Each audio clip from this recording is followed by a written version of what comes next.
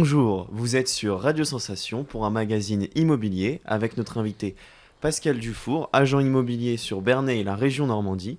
Bonjour Pascal. Bonjour William. Comment êtes-vous devenu agent immobilier ? Alors, agent immobilier, écoutez, je suis agent immobilier depuis une vingtaine d'années. Je suis devenu agent immobilier parce que j'étais déjà un peu dans l'immobilier, mais à titre personnel. On achète une maison, on vend une maison, etc. Et un jour, je ne vais pas vous raconter toute ma vie professionnelle, ça serait beaucoup trop long, mais je suis tombé dedans comme ça, et depuis une vingtaine d'années, eh bien, je n'en suis plus sorti. Voilà. Et quelles ont été les évolutions de ce métier depuis le commencement ? Alors, effectivement, nombreuses évolutions. Il y a une vingtaine d'années, quand vous vendiez un bien, on prenait la maison en photo, on la mettait en vitrine dans l'agence immobilière. Aujourd'hui, c'est complètement obsolète, tout ça. Il suffit de jouer avec le digital, etc. À l'époque, on n'osait pas mettre la maison en photo parce que on pensait que le collègue allait nous dévoiler la source du vendeur. Et aujourd'hui, tout le monde met ses photos via le digital, etc. Et il n'y a pas de souci, tout le monde travaille très bien. Et donc, quels sont les métiers de l'immobilier de nos jours ? Alors, le métier de l'immobilier est vaste, puisque quand on parle de l'immobilier, on peut dire qu'il y a quasiment 18 ou 20 métiers dans l'immobilier. Alors, bien évidemment, quand on parle d'immobilier, on parle de vente immobilière, mais il n'y a pas que ça. Il y a la gestion immobilière. Vous êtes propriétaire d'un bien, vous le donnez votre bien à la location à une agence immobilière. Il y a le métier de syndic dans l'immobilier. Enfin, j'en passe bien d'autres. Il y a l'immobilier neuf, il y a, je vous dis, une vingtaine de métiers dans l'immobilier. Il y a différentes sortes d'immobilier, pouvez-vous nous en dire plus ? Absolument, vous avez l'immobilier ancien. L'immobilier ancien, c'est ce que tout le monde parle, mais maintenant, vous avez également l'immobilier neuf. Quand on parle d'immobilier neuf, c'est-à-dire tous les constructeurs nationaux que vous pouvez voir dans les grandes villes où vous avez des immeubles qui poussent, eh bien ça, c'est de l'immobilier neuf et c'est vendu en appartement, bien évidemment, à des personnes qui veulent investir, qui veulent se loger. Et quels sont comment le marché se porte-t-il en ce début 2020 ? Alors, très bonne question, William. Le marché de l'immobilier, écoutez, il est florissant, hein. Tout le monde entend sur les radios, à la télévision, que tout explose, etc.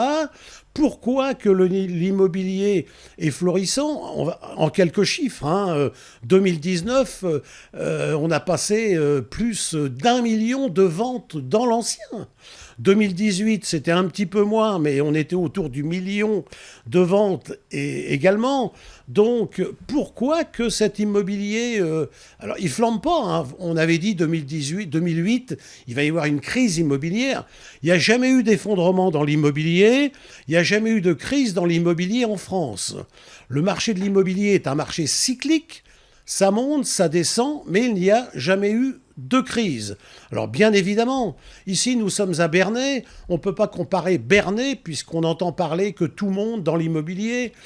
Bien évidemment, si vous prenez les grandes métropoles, Paris, Lyon, Marseille, etc., bien évidemment, Paris, on est à 10-11 000 du mètre carré à la vente dans l'ancien, ce qui n'est pas le cas à Bernay dans l'ancien, bien évidemment, mais on est stable sur les prix dans l'ancien, dans des villes comme Bernay. Et pourquoi le marché est-il si florissant ? Alors, très bonne question également. Le marché est florissant. Alors, les taux bancaires sont extrêmement bas.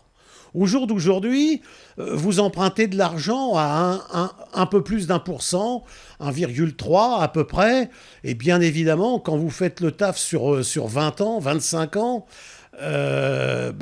c'est cadeau, quoi.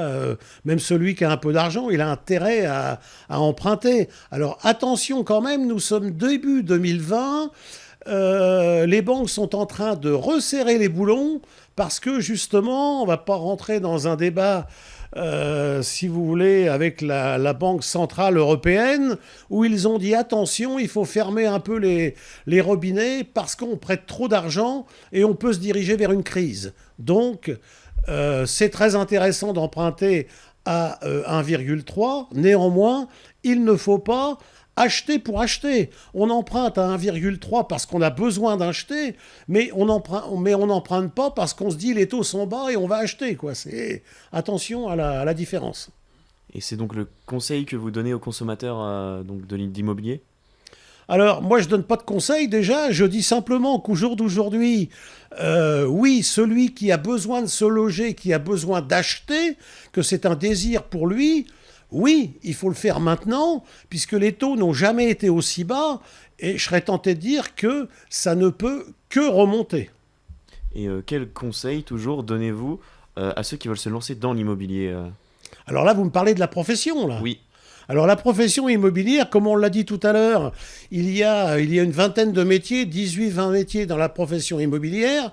Alors ce qu'il faut savoir à la base, c'est que pour être agent immobilier, c'est une profession qui est réglementée. On ne peut pas ouvrir une agence immobilière comme ça du jour au lendemain en disant « moi, je suis agent immobilier ». Donc la profession est réglementée par la loi Huguet qui date du 2 janvier 1970, qui veut dire que toute personne qui veut se lancer dans l'immobilier doit être diplômée. Donc la meilleure phase au jour d'aujourd'hui pour se lancer dans l'immobilier, à un jeune qui veut faire de l'immobilier, il commence par faire un BTS de profession immobilière et ensuite, il a le droit, avec ses 2 ans d'études après le bac, d'être agent immobilier. Néanmoins, là, je peux lui conseiller quand même d'aller voir un peu ce qui se passe dans les agences. C'est pas parce qu'on a le diplôme 2 ans après le bac qu'on est en mesure d'ouvrir une agence immobilière. Donc ça, c'est la voie classique pour être agent immobilier. Après, celui qui n'est pas diplômé, il peut aller se faire embaucher dans une agence, soit comme salarié ou comme travailleur indépendant, s'il a les dents un peu plus longues, qui veut gagner un peu plus d'argent. Et donc, vous intervenez sur Bernay et la région normande. Est-ce que vous pouvez nous en dire plus sur ce marché en particulier? Alors, le marché bernéen, par exemple, puisque vous me parlez de Bernay, le marché bernéen est assez stable et assez florissant, je serais tenté de dire, grâce à une gare qui est située à quelques centaines de mètres des studios de Radio Sensation sur le boulevard du But, parce que cette gare relie Paris-Saint-Lazare en 1h20. Et le marché bernéen, attire énormément de Parisiens qui viennent se loger soit en résidence secondaire, soit en résidence principale, puisque, effectivement, on relie Paris-Saint-Lazare en 1h20 et que c'est moins de temps que pour faire un demi-tour de périph' à Paris. Est-ce que vous pensez donc que le marché normand, de manière générale, est régulé par les habitants parisiens ou le travail à Paris? Alors, actuellement, le marché bernéen est régulé par 2 choses principales. Oui, effectivement, vous l'avez dit, c'est la gare en plein centre-ville et 1h20 pour relier Paris-Saint-Lazare, et puis les taux d'intérêt qui sont extrêmement bas. Le Brexit a-t-il un impact sur l'immobilier en Normandie? Alors, si on remonte un petit peu quelques décennies en arrière, effectivement, on avait nos braves amis britanniques qui ont acheté pas mal de propriétés en Normandie. Au jour d'aujourd'hui, je pense qu'on en parle toujours, mais il y en a beaucoup moins. Néanmoins, ces gens-là, aussi bien comme les Parisiens du reste, regardent différentes sortes de biens qu'il y a en Normandie. On parlait de Bernay tout à l'heure, et bien sûr, Bernay, c'est la maison normande. Qu'est-ce qu'une maison normande? C'est une maison soubassement en silex, colombage, toiture en petites tuiles ou bien en chaume. Alors, je ne vais pas vous résumer un peu pourquoi on a construit les maisons normandes comme ça, mais c'est toute une histoire. Vous pourrez faire une prochaine émission là-dessus. Après, excepté la Normandie, sur la côte normande, il faut savoir qu'à 50 km, nous avons toute la côte normande. Donc, effectivement, les Parisiens et nos amis britanniques ont acheté également sur la côte normande. Maintenant, qu'est-ce qui va se passer avec la sortie de nos braves amis britanniques? Au jour d'aujourd'hui, je serais tenté de vous dire qu'on n'a pas la réponse, quoi. En plus, ils ont eu un problème quand ils voulaient revendre avec une histoire de euros, livres, etc., qui n'était pas très favorable pour eux s'ils veulent ramener l'argent chez eux. Donc, au jour d'aujourd'hui, on ne sait pas.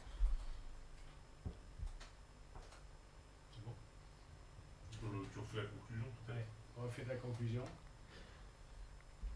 Tu remercies Pascal Dufour. Ça marche. Merci Pascal Dufour, agent immobilier sur Bernay et la région normande, d'être venu pour ce mag. Merci chers auditeurs d'être restés avec nous. Vous pouvez retrouver ce mag et beaucoup d'autres sur radiosensation.fr.